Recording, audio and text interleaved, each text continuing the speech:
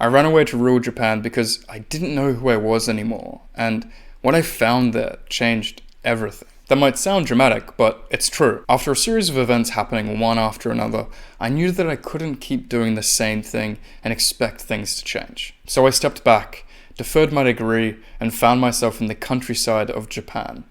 But it wasn't just some quiet retreat though.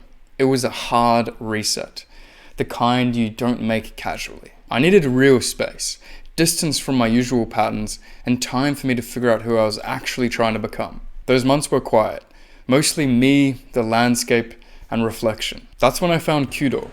Or maybe Kyudo found me. Either way, it was the first time I knew I'd found something that truly fit.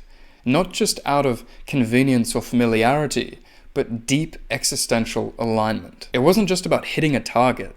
It was about cultivating yourself until hitting became inevitable. When I returned to Australia, I started practicing properly.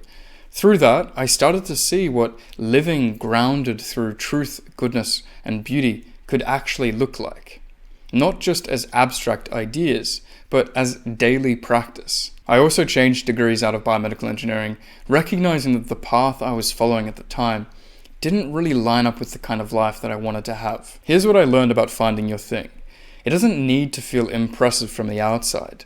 It just sort of feels inevitable from the inside. Your thing already exists, whether out in the world or somewhere in you, but it's just waiting for you to create the space to recognize it.